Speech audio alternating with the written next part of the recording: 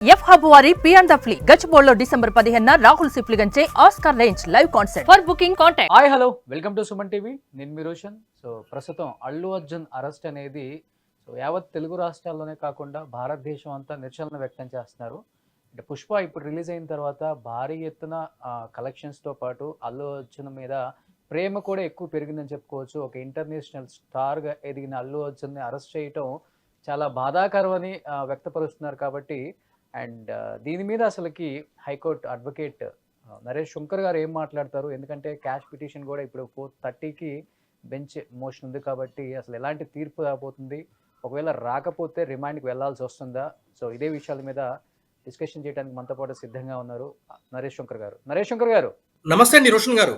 నరేష్ శంకర్ గారు ఎలా చూడొచ్చు అంటారు? ఎందుకంటే పోలీసులు ఇంటికి వెళ్ళటమే కాకుండా డైరెక్ట్గా బెడ్రూమ్లోకి వెళ్ళి అరెస్ట్ చేశారనేది కూడా మనకు వినపడుతుంది. అండ్ డైరెక్ట్గా బెడ్రూమ్లోకి వచ్చి అరెస్ట్ చేయకూడదు, వాళ్ళతో పాటు కొంత వాగ్వాదం కూడా జరిగింది అంటున్నారు. ఎలా చూడొచ్చు సార్ దీన్ని? ఇప్పుడు సంధ్యా థియేటర్లో జరిగిన సంఘటన గురించి మనందరికీ తెలిసిన విషయమే. దాంట్లో భాగంగానే చిక్కడపల్లి పోలీసులు ఎఫ్ఐఆర్ రిజిస్టర్ చేయడం జరిగింది. దాంట్లో ప్రధానంగా 105 BNS ప్రకారం కూడా వాళ్ళు ఈ యొక్క సెక్షన్ రిజిస్టర్ చేయడం జరిగింది. దాంట్లో ఆ యొక్క సెక్షనే ఇప్పుడు నాన్ బెయిలబుల్ సెక్షన్ కింద కాగ్నిజబుల్ అఫెన్స్ కింద ఉంది. కాబట్టి అది లైఫ్ ఇంప్రిజన్మెంట్కి వరకు కూడా శిక్ష పడే అవకాశం ఉంది. అదేవిధంగా దాని యొక్క తీవ్రతను బట్టి 10 సంవత్సరాలు 5 సంవత్సరాల వరకు కూడా ఉంది అని చెప్పి సెక్షన్ అది క్లియర్గా చెప్పడం జరిగింది. అందులో భాగంగానే సంధ్యా థియేటర్ యాజమాన్యంలో కొంతమందిని, అదేవిధంగా మేనేజర్ని కూడా వారం రోజుల క్రితము సంబంధించిన పోలీసు వాళ్ళు అరెస్ట్ చేయడం జరిగింది. ఆ జరిగిన ప్రెస్ మీట్లో మీడియా సోదరులు కూడా అడగడం జరిగింది, మరి వీళ్ళు అరెస్ట్ చేశారు, మరి యాక్టర్స్ అల్లు అర్జున్ కూడా యాక్టర్ని అరెస్ట్ చేస్తారా అని చెప్పి అడగడం జరిగింది. లీగల్గా మేము దాని మీద ముందుకు వెళ్తాము, ఒపీనియన్ తీసుకుని చెప్పి కూడా సంబంధించిన పోలీసు వాళ్ళు చెప్పడం జరిగింది. సో అప్పుడు చాలా మంది చెప్పింది ఏంటి అంటే కనుక, ఎప్పుడు యాజ్ యూజువల్గా కామన్గా జరిగేది ఏంటి అంటే కనుక, చట్టం అందరికీ సమానమే అనే ఒక ధోరణి రాజ్యాంగంలో ఉంటుంది అని చెప్పి అందరూ చెప్పినా కూడా, డబ్బున్న వాళ్ళకి సెలబ్రిటీలకి ఒకలాగాను, డబ్బు లేని వాళ్ళకి ఒకలాగా ఉంటుంది అని చెప్పి సర్వసాధారణంగా ప్రజలందరూ కూడా ఎప్పుడు భావిస్తూ ఉంటారండి. అందులో భాగంగానే అల్లు అర్జున్ని అరెస్ట్ చెయ్యరు, ఆ విధంగా కూడా ఎటువంటి ప్రక్రియ ఉండదు అని చెప్పి అందరూ అనుకున్నారు. బట్ ఆల్ ఆఫ్ సడన్ ఈ రోజు 12:15కి అరెస్ట్ చేశారు అని చెప్పి ఎప్పుడైతే కనుక బయటకు వచ్చిందో న్యూస్, అందరూ సర్ప్రైజింగ్ గా కూడా ఫీల్ అయ్యారు. అదేవిధంగా ఈ విధంగా చట్టం తలుచుకుంటే ఈ విధంగా చేయొచ్చు అని కూడా ఉంది. అయితే ఆయన అరెస్ట్ చేసిన ప్రక్రియకి సంబంధించి బెడ్రూమ్ లోకి వెళ్ళారు, సముచిత స్థానం అంటే టైం ఇవ్వలేదు అల్లు అర్జున్ గారికి అని చెప్పి మనం మాట్లాడుకోవాలంటే కనుక, ఇప్పుడు ప్రెసెంట్ ముఖ్యమంత్రి రేవంత్ రెడ్డి గారి అరెస్ట్ కూడా ఇదే విధంగా జరిగింది. ప్రీవియస్ ఆయన బెడ్రూమ్ లోకి వెళ్ళి తలుపులు బద్దలు కొట్టి ఆయన బెడ్రూమ్ నుంచి తీసుకెళ్లారు, మోసుకొని వెళ్ళారు. మనం చూసాం ఆ విజువల్స్, ఇప్పుడు కూడా మనకి యూట్యూబ్ లో కూడా ఉంటాయి, ఒకసారి మీరు చూస్తే కూడా. సో ఇక్కడ కాకపోతే అల్లు అర్జున్ బెడ్రూమ్ లోకి వెళ్ళి అల్లు అర్జున్ బయటకు వచ్చారు కాబట్టి అది జరగలేదని చెప్పుకోవచ్చు. అయితే ఇక్కడ మనం చూసుకున్నట్లయితే కనుక అరెస్ట్ ప్రక్రియ ఏ విధంగా అని చెప్పి D K Basu versus state of West Bengal కేసులో సుప్రీంకోర్టు వారు 1997లోనే క్లియర్ గా చెప్పడం జరిగిందండి. అంటే అరెస్ట్ ప్రక్రియ ఏ విధంగా ఉండాలి, అరెస్ట్ చేయడానికి వచ్చే అధికారులు ఇన్ యూనిఫామ్ ఉండాలి, నేమ్ ప్లేట్ క్లియర్ గా విజిబుల్ గా ఉండాలి, ఎందుకు అరెస్ట్ చేస్తున్నాము అని చెప్పి అరెస్ట్ కాబడుతున్న వ్యక్తికి వివరించాలి, అందుకు సంబంధించిన ఫామ్ మీద అతని యొక్క సంతకం తీసుకోవాలి, అదేవిధంగా అరెస్ట్ చేశాము అని చెప్పి తెలియజేయడానికి సంబంధికులకి కానీ, రిలేటివ్స్ కానీ, వైఫ్ కానీ ఎవరికైనా కూడా ఇన్ఫర్మేషన్ ఇవ్వాలి అని చెప్పి సర్టన్ గైడ్లైన్స్ అనేది ఫ్రేమ్ చేయడం జరిగిందండి. సో ఆబ్వియస్లీ ఒక ప్రాపర్ ప్రొసీజర్ ప్రకారమే అరెస్ట్ జరిగి ఉంటుంది అని చెప్పి కూడా నేను కూడా భావిస్తున్నాను. అంటే ఇంకొక రకంగా కూడా చాలా మంది మాట్లాడుతున్నారు, ఎందుకంటే గత 1 or 2 years నుంచి కూడా అల్లు అర్జున్ని చాలా వివాదాలలో చుట్టుముడుతున్నాయని చెప్పుకోవచ్చు. ఒక పక్క రాజకీయంగా కావచ్చు, ఒక పక్క సినిమా పరంగా కావచ్చు. ఎందుకంటే అల్లు అర్జున్ ఫ్యామిలీకి, చిరంజీవి గారి ఫ్యామిలీకి కొంచెం దూరం పెరిగింది. సో వైఎస్ఆర్సీపీ కొంతమంది లీడర్స్ ప్రతిదానికి అల్లు అర్జున్ని పొగడటం, ట్వీట్లతో ముంచెత్తటం, ఇది ఒక రకంగా చెప్పాలంటే ఆ వార్ ఇంకా ఎక్కువగా పెరిగి రీసెంట్గా పుష్పలో కూడా ఒక డైలాగ్ వచ్చింది, ఎవర్రా బాసు, ఎవడికిరా బాసు, నేను కొడుక్కి బాసు నేనే, తమ్ముడికి బాసు నేనే అని చెప్పేసి ఒక డైలాగు వారు కూడా గట్టిగా నడిచిందని చెప్పుకోవచ్చు. ఈ డైలాగ్ వార్ అనేది అటు పక్కన అల్లు ఫ్యామిలీ కావచ్చు, ఇటు పక్క మెగా ఫ్యామిలీ కావచ్చు, ఈ ఇద్దరి మధ్య పెద్ద దుమారమే లేపిందని చెప్పుకోవచ్చు. ఇదంతా చూస్తుంటే ఒక పక్కన అల్లు అర్జున్ వెనక ఏదో జరుగుతుందని కొంతమంది మాట్లాడుతున్నారు, లేదు ఇది చట్టపరంగా చర్యలు తీసుకున్నారు, అదే విధంగా ముందుకు వెళ్తున్నారని కొంతమంది మాట్లాడుతున్నారు. ఏ విధంగా చూడొచ్చు అంటారు ఈ రెండింటిని? ఎందుకంటే హైలీ ఇన్ఫ్లుయెన్స్డ్ పర్సన్ ఒక ఇంటర్నేషనల్ స్టార్ ఇప్పటి వరకు ఎక్కడ జరిగి ఉండదు నాకు తెలిసి భారతదేశంలో కనివిని వెరగం ఇలాంటి ఒక ఎందుకంటే ఎంతోమంది లీడర్స్ పార్టీలు వాళ్ళు మీటింగ్స్ పెట్టినప్పుడు ఎంతోమంది చనిపోవడం చూసాం ప్రీవియస్గా కందుకూరులో కావచ్చు గుంటూరులో కావచ్చు అండ్ హైడ్రా జరిగినప్పుడు కూడా ఇద్దరు ముగ్గురు చనిపోవడం కూడా చూసాం. కేటీఆర్ కూడా ట్వీట్ చేశారు దీనికి సంబంధించి. ఏ విధంగా చూడొచ్చు దీని గురించి? ఫస్ట్ కేటీఆర్ గురించి మాట్లాడాలంటే ఆయన నెక్స్ట్ ఆయన రోలో ఉన్నారండి. ఆయన తొందరలో వెళ్తారు లోపలికి. అయితే ఇక్కడ ఇక అల్లు అర్జున్ గారి గురించి మనం మాట్లాడుకోవాలి అంటే కనుక పుష్ప 2 ఈవెంట్ గురించి బీహార్లోని పాట్నాలో పుష్ప 2 ఈవెంట్ అనేది పెట్టడం జరిగిందండి. సో ఎస్పెషల్లీ పుష్ప 2 ఈవెంట్ పాట్నాలో ఎందుకు పెట్టారు అని చెప్పి ఎంతో మంది ఎన్నో విశ్లేషణలు చేశారు. ఎంతమంది ఎన్ని చేసినా కూడా అవన్నీ కూడా ఫాల్స్ అండి. ఈ బీహార్ పాట్నాలో పెట్టడం వెనక ప్రధానమైన ఎజెండా మోటివ్ ఏంటి అని అంటే గనక ఈ రోజు భారతదేశంలో ఎన్డీఏ ప్రభుత్వం అధికారంలో ఉంది అనడానికి ప్రధానమైన కారణం ఏంటి అని అంటే కనుక 2 ప్రధానమైన రాష్ట్రాలండి. ఆ రాష్ట్రాలు ఏంటి అని అంటే కనుక ఆంధ్రప్రదేశ్ రాష్ట్రము, 2 బీహార్ రాష్ట్రము. సో మొన్న బడ్జెట్కి సంబంధించి కూడా బడ్జెట్ కేటాయింపులకు సంబంధించి ఆంధ్రప్రదేశ్కి బీహార్కి ఎక్కువ ఎలకేషన్ జరిగింది, మిగిలిన రాష్ట్రాలకి జరగలేదు. ఎందుకు అనంటే కనుక ఈ 2 రాష్ట్రాల మీదే ఎన్డీఏ ప్రభుత్వం అనేది ఆధారపడి ఉంది కాబట్టి ఆ 2 రాష్ట్రాల గురించే ఎక్కువ ఫోకస్ చేశారు అని చెప్పి ప్రతిపక్షాలు కూడా మాట్లాడడం మనందరికీ సముచితమైన విషయమే.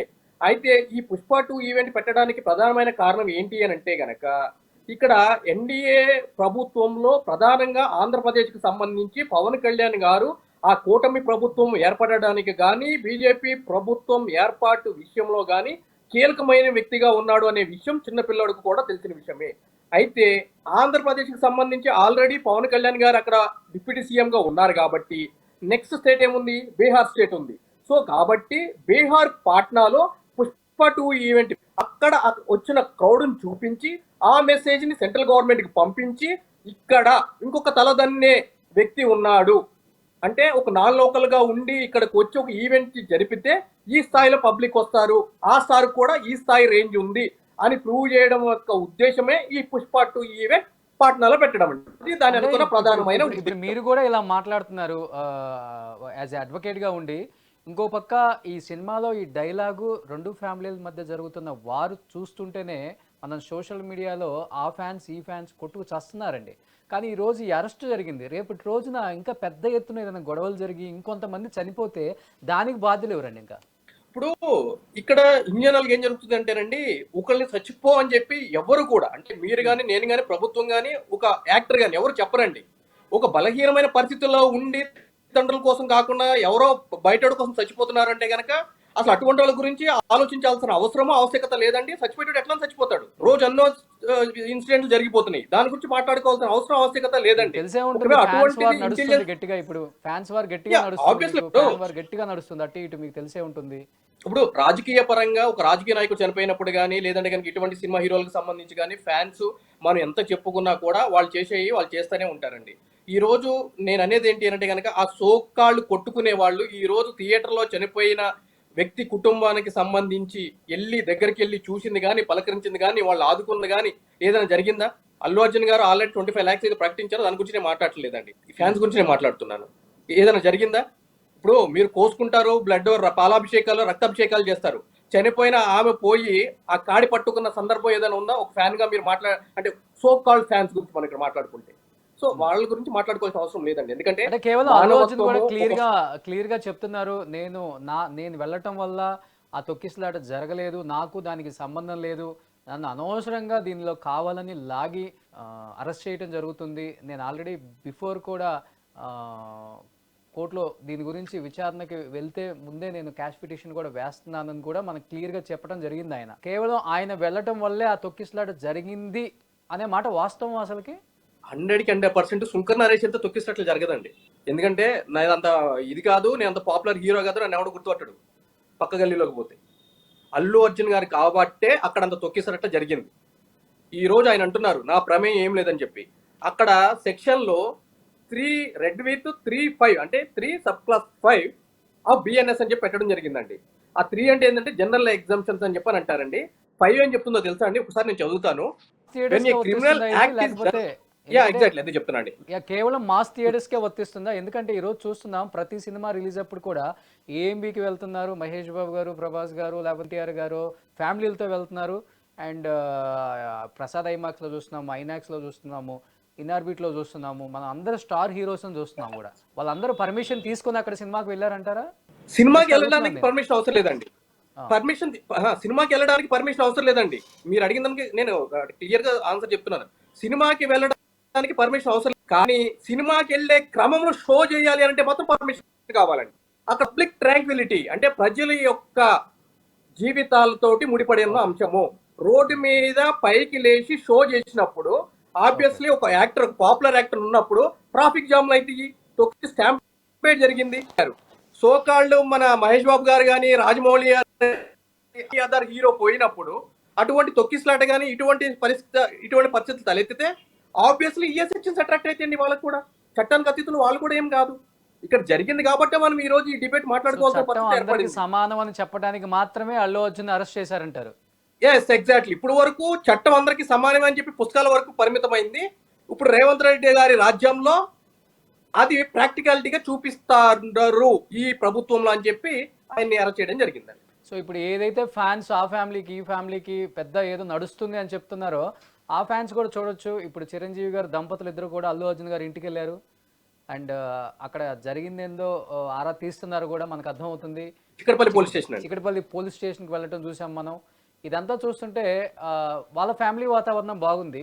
కాకపోతే ఈ ఫ్యాన్స్ రెచ్చగొట్టిన వాతావరణం కారణంగానే ఇదంతా వచ్చింది అనేది కూడా క్లియర్గా అర్థమవుతుంది మనకి. నిజంగా అంత వాడి వేడి ఉంటే చిరంజీవి గారు ఇప్పుడు ఆ ఇంటికి వెళ్ళే వాళ్ళు కాదు కదా. మరి ఈరోజు చిరంజీవి గారు ఆ ఇంటికి వెళ్ళడం కూడా చూస్తున్నాం మనం విజువల్స్లో. ఇప్పుడు ఇక్కడ ఎప్పుడు కూడా అండి మెయిన్ పర్సన్స్ ఎవరైతే ఉంటారో వాళ్ళ యొక్క అండర్స్టాండింగ్ ఎప్పుడు కూడా క్లియర్ గా ఉంటుందండి. దాంట్లో ఎటువంటి మొహమాటం లేదు. అంటే వాళ్ళ మధ్య ప్రతి కుటుంబంలో కూడా సమస్యలు ఉంటాయి. అవి అయ్యో మాట్లాడుకుంటే సమస్య పోయే తప్ప బయటికి చెప్పుకునేంత మాత్రం ఉండదండి. అంటే బయటకు కనిపించేది ఒకటి ఉంటుంది, లోపల వేరేలాగా ఉంటుంది. ఇక్కడ సోకాల్డ్ ఫ్యాన్స్ అనే ఎవరైతే ఉంటారో వాళ్ళు ఎప్పుడు కూడా బయట వాళ్ళే అండి. చివరిగా ఇంటికి పోతే మళ్ళీ వాడి కుటుంబానికి వాడే రెస్పాన్సిబుల్ తప్ప ఈ సోకాల్డ్ ఎవరు కూడా రెస్పాన్సిబుల్ ఉండరండి. సెక్షన్స్ కాబట్టి ఇన్ కేస్ 2 నాన్-బెయిల్ సెక్షన్సే కాబట్టి చూస్తే ఇవాళ ఫ్రైడే, సాటర్డే, సండే, సో కోర్టుకు కూడా సెలవు ఉంటుంది. ఇన్ కేస్ రిమాండ్కి వెళ్తే 14 days ఉండాలి ఖచ్చితంగా అని అంటున్నారు. కాబట్టి ఏ విధమైన తీర్పు రాబోతుంది అనుకుంటున్నారు మీరు? అంటే ఒక సెక్షన్ ఏదో 5 సంవత్సరాలు అని చెప్తున్నారు, ఇంకో సెక్షన్ ఏదో 3 సంవత్సరాలు అని చెప్తున్నారు. అయితే ఇక్కడ ఏం జరిగిందంటేనండి, అంతకు ముందు ఎవరైతే గనక దీంట్లో అంటే యాజమాన్యం మీద, అదేవిధంగా సంధ్యా థియేటర్ మేనేజర్ల మీద, అదేవిధంగా అల్లు అర్జున్ గారి మీద వేశారు కాబట్టి వాళ్ళకి సంబంధించి కొంతమంది జరిగిందండి. ఒక 5 days బ్యాక్ సంబంధించి చిక్కడపల్లి పోలీసు వారు దానికి సంబంధించి చట్ట విరుద్ధంగా పెట్టారు అని చెప్పని సంధ్యా థియేటర్ యాజమాన్యము వాచ్ పిటిషన్ వేయడం జరిగిందండి హైకోర్టులో. అది ఈ రోజు ఐటీ నెంబర్ 27 కింద కోర్టులో ఉండటం జరిగిందండి. అయితే అది లంచ్ తర్వాత విచారణకు వచ్చే అవకాశం ఉండగా 12:15కి ఈయన అరెస్ట్ చేయడం జరిగిందండి. దానికి సంబంధించి ఈయన అరెస్ట్ ఎప్పుడైతే గనక పోలీసు వాళ్ళు డిక్లేర్ చేశారో మీడియా ద్వారా, మధ్యాహ్నం 2:15 అంటే కోర్టు లంచ్ బ్రేక్ అయిపోయి తిరిగి ప్రారంభం అయిన తర్వాత హానబుల్ కోర్టు వారి ముందు అల్లు అర్జున్ గారి తరపున కౌన్సిల్ అడ్వకేట్స్ మెన్షన్ చేయడం జరిగిందండి. ఏమని అంటే గనక సోమవారం వరకు కూడా అల్లు అర్జున్ గారిని అరెస్ట్ చేయకూడదు అని చెప్పి ఈ రోజు ఉదయం 10:30 మేము మిమ్మల్ని కోరడం జరిగింది. ఆ విధంగా 2:15 మా యొక్క కేసుని స్వీకరించండి అని. కానీ సంబంధించిన పీపీ వారు అందుబాటులో లేకపోవడం చేత అది మేము ఇవ్వలేదు. ఈ లోపు అరెస్ట్ అనేది జరిగింది. అయితే సిఆర్పిసి 482 ప్రకారం హైకోర్టుకి బెయిల్ వినే అవకాశం కూడా ఉంది. కాబట్టి మధ్యాహ్నం తర్వాత అంటే సాయంత్రం 4కి ఇప్పుడు 4 గంటలకండి ఈ యొక్క కేసుకు సంబంధించి ఏదైతే కనుక అరెస్ట్ చేశామంటున్నారో దానికి సంబంధించిన కంప్లీట్ ఫైల్ పీపీ గారికి చెప్పండి, సంబంధించిన పోలీసుల దగ్గర నుంచి తీసుకురమ్మని చెప్పి అని. కాబట్టి అల్లు అర్జున్ గారికి సంబంధించి ఆల్రెడీ అరెస్ట్ అయిపోయారు కాబట్టి క్వాష్ అనేది ఇక్కడ తెర మీదకి రాదండి. ఎందుకంటే ఇక తర్వాత డిసైడ్ అవుతుంది మ్యాటర్. అది ఇప్పుడు అరెస్ట్ అయిపోయారు కాబట్టి, అప్పుడు అరెస్ట్ అయిపోయినాక ఇమీడియట్లీ ఏముంటుంది, బెయిల్ అనేది ఉంటుంది. కాబట్టి మేము ఆ బెయిల్ మీద ఆర్గ్యుమెంట్ చెప్తాము. కానీ బెయిల్ మీద ఆర్గ్యుమెంట్ చెప్పాలి అని అంటే కనుక దానికి 482 కొత్తగా అప్లికేషన్ వేయాల్సి వస్తుంది. వేయాల్సిన అవసరం లేదు. ఎందుకంటే 482లో ఈ కోర్టుకి అధికారం ఉంది. సుప్రీంకోర్టు గతంలో ఉత్తర్వులు చెప్పింది. కాబట్టి మేము మిమ్మల్ని సాటిస్ఫై చేస్తాము అని చెప్పి అల్లు అర్జున్ గారి తరపు న్యాయవాదులు కోర్టు వారి ముందు చెప్తే కోర్టు వారు ఆ విధంగా 4 గంటలకి ఈ కేసుని మేము స్వీకరిస్తాము అని చెప్పి చెప్పడం జరిగిందండి.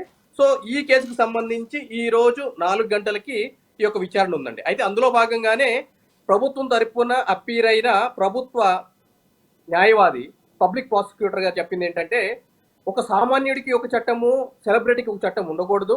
ఈ రోజు అల్లు అర్జున్ కదా అని చెప్పి మీరు ఈ యొక్క పిటిషన్ అనుమతిస్తే ఇది ప్రజల్లోకి సామాన్యుడికి ఒక కొన్ని చట్టం, తప్పుడు సంకేతాలు సెలబ్రిటీలకి, పెద్దవాళ్ళకి ఒక చట్టం ఉండకూడదు అంటే మీరు చెప్పే విధంగా చాలా మంది బడా బడా బాబులందరూ కూడా జైల్లో ఉండాల్సి వస్తుందండి. నిజంగా అదే చట్టం వస్తే, అందరికి ఒకే చట్టం వస్తే బడా బడా బాబులందరూ జైల్లోనే ఉండాల్సి వస్తుంది. మ్యాక్సిమం ఉన్నారు కదండి. ఎస్, ఇప్పుడు జయలలిత సీఎం హోదాలోనే ఉన్నారు, రేవంత్ రెడ్డి గారు ఎంపీ హోదాలోనే లోపలికి వెళ్ళారు, జగన్మోహన్ రెడ్డి గారు వీళ్ళందరూ కూడా అటువంటి హోదాల్లోనే, ప్రముఖులందరూ కూడా అటువంటి హోదాల్లోనే లోపలికి వెళ్ళి బయటకు వచ్చిన వాళ్ళు కదండి. కేజ్రీవాల్ గారు సీఎం హోదాలో లోపలికి వెళ్ళి బయటకు వచ్చారు, సిసోడియా గారు, కవిత గారు. అది నేను చెప్తుంది, బడా బడా బాబులందరూ జైలుకి వెళ్ళి రావాల్సి వస్తుంది నెలకు 4-5 సార్లు అని చెప్తున్నాను.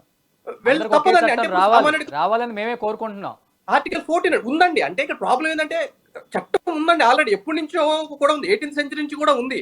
కాకపోతే ఏంటంటే కనుక మన పాలకులు వాళ్ళ యొక్క స్వప్రయోజనాల కోసము దాన్ని నీరుగార్చారు అంతే, అంతకుమించి ఏం లేదండి. So anyhow thank you so much Naresh గారు లైవ్ లో జాయిన్ అయినందుకు. వెయిట్ అండ్ సీ ఏం జరగబోతుందో, కోర్టు ఏం తీర్పు ఇవ్వబోతుందో చూద్దాం. థ్యాంక్ యూ అండి.